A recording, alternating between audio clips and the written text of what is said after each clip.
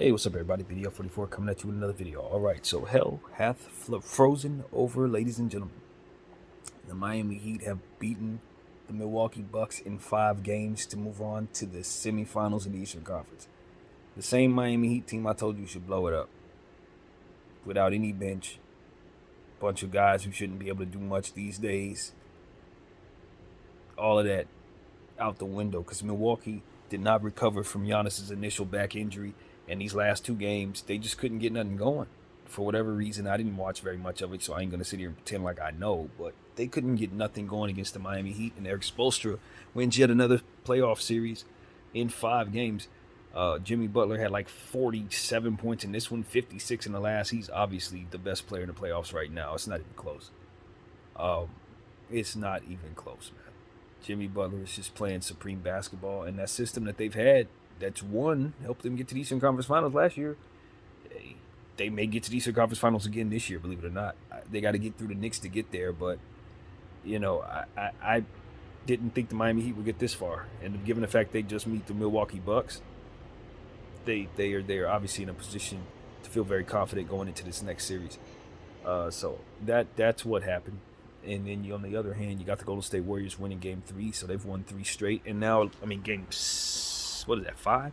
And they've won Game 3 straight, so now they're back firmly in position to close out the Kings in a miraculous turnaround that I still don't really understand how that happened because I didn't watch the last 2 games. I didn't watch this one or the one before it, so that turnaround really is a mystery to me. But, at the end of the day, Sacramento Kings' lack of experience, and you couple that with the little injuries that they're starting to pick up, stuff like that. Malik Monk going cold. No Beam tonight, ladies and gentlemen, but it does look like the champs are going to be in a position to close it out at home. So they're in the same position the Lakers are in, however they got there. So nothing is set in the Western Conference as it pertains to that round. Not with us, not with them. So what else are we looking at in the Eastern Conference? New York, of course, you guys know New York blew past the Cavaliers in 5 games. I think I predicted them to do that too. I think I had it in 5. Just not surprised. Cavaliers were trash. I think it's one of those situations where they had a great starting 5, but the rest of that bench was awful, and they couldn't get away with it. And I knew they wouldn't, and that was that. So as I let that go by, I'm trying to figure out if I want to break down the Miami Heat and the New York Knicks series, and the reason why I would even be hesitant is because I haven't really looked at those 2 teams' rosters on paper, but I know their rosters like the back of my hand, so I don't really have to do that. But I haven't broken down those rosters in any way as it pertains to them going up against each other. But what I can tell you is I am super, super happy that this played out the way that it did. The Miami Heat and the New York Knicks are an old school rivalry from the 90s that held a lot of weight when I was a little kid, man. A whole lot of weight. It was my favorite rivalry in the NBA before I was able to experience any Lakers-Celtics ball because, of course, when I came in, the Celtics were the worst team in the league. And so there was no, rivalry but the history that I didn't experience. So for me, the big rivalry when I was little, before the Lakers started winning championships, was the Knicks and the Heat. That was like, you watch after church, 12 o'clock on a Sunday, those 2 teams are likely going to be playing at some point during the season in a really, really spectacular game, whether it be regular season or playoffs.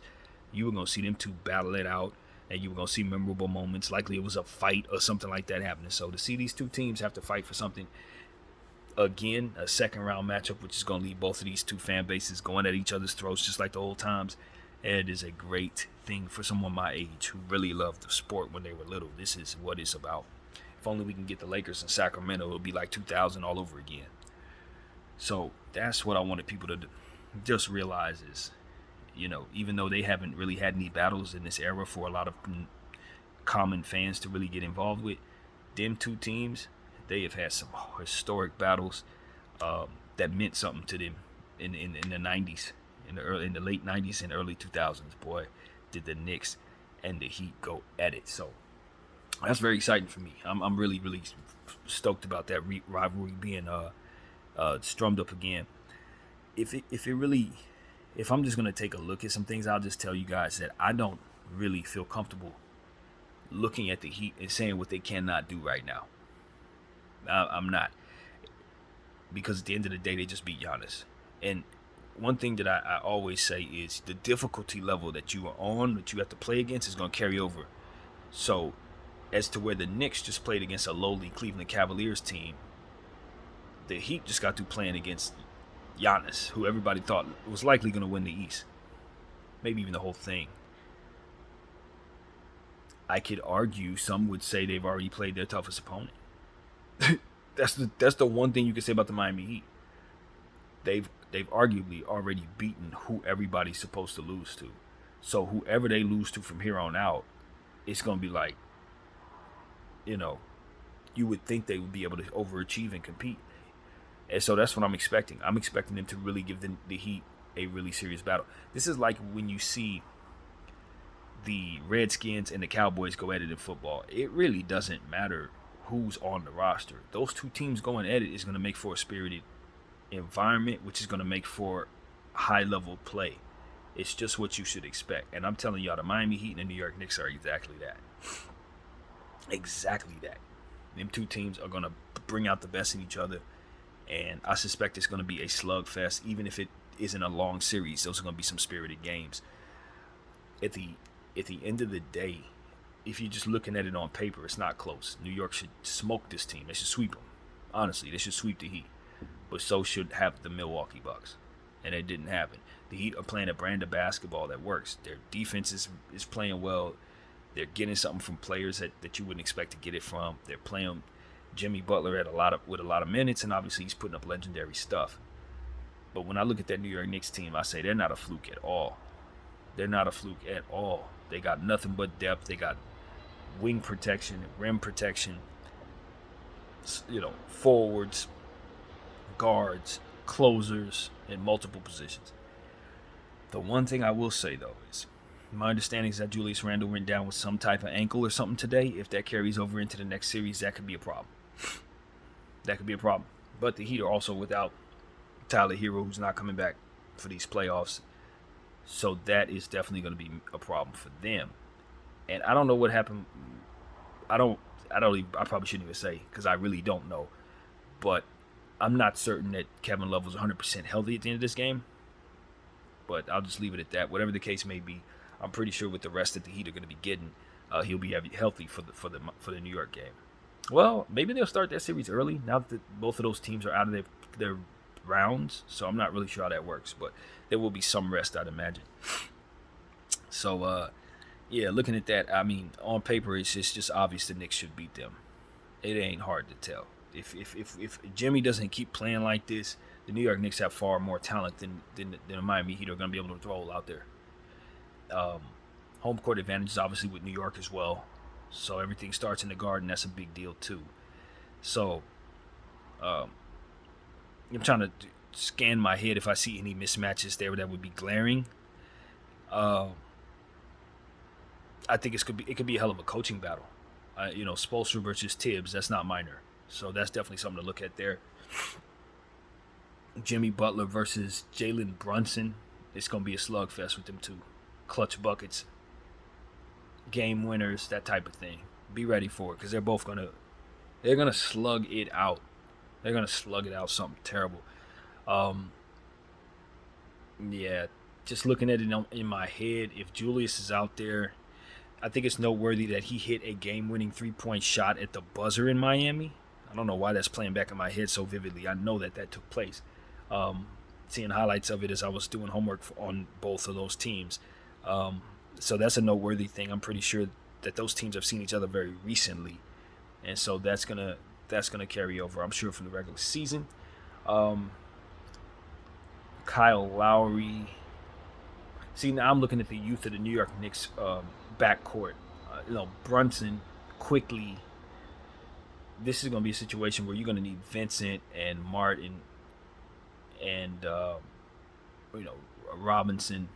Obviously, Oladipo is out. See, I'm starting to look at the Miami Heat and realize how much they're missing with Oladipo and Tyler out. So, it's next man up with Miami. So that really doesn't hurt them as much as it would hurt most other teams in that situation. But at the same time, they're just a little thin to me. the Miami Heat, you look at their bench, Max Strus is going to have a fantastic series. He's going to have to give them that good play rather than, inefficiency and stuff like that. So that's really what it comes down to for me. I don't believe in the Miami Heat's roster at all. So it's really awkward for me to try to psych myself into believing that they could beat a team that I very much believe in, the New York Knicks. Just because they've done things that have shown me they can play well together against Giannis and the Bucks. It holds a lot of weight to me, but I think the Bucks are a bit overrated in regards to the sum of their parts too. Some of their benches is pretty. It needs to be redone as well. So I don't know that Miami didn't actually have an easier series than one would think when they spent most of that series without having to deal with Giannis. Which will definitely not be the case with the Knicks. The Knicks just got multiple weapons all over the place, but Miami plays a good brand of team defense, so those weapons are going to have to deal with that defense. But where I see problems for the Miami Heat truly is once you start subbing in guys like Toppin, Sims, those centers, Hartenstein, they pose great problems for the Miami Heat. You start looking at Kevin Love back there. Is it Dedmon? I don't know if Dedmon's on the team or not, but whoever their center is at this point is going to have their hands full with Robinson and Hartenstein and those bigs over there. Juju, Sims, and of course Toppin. They're just playing, Toppin's playing so well, so you got to take into account how well he's playing. I think Grimes will likely be back for this series. I know he didn't play a lot in the last one, if any, but I would imagine the rest has been good for him. So, yeah. Again, Julius's injury does throw a monkey wrench in things, but with Toppin being capable of scoring 30 at this point where he's at, I don't think they're gonna miss too much offensively if they miss out on having Juju out there. And I don't think anybody on the Heat can really guard Toppin no more than they'd be able to guard Juju. If what's in my mind's eye is correct, that's gonna be like Max Strus's job. Bam is probably going to have to be stuck to their center position at all times. So I just see a lot of holes there in Miami.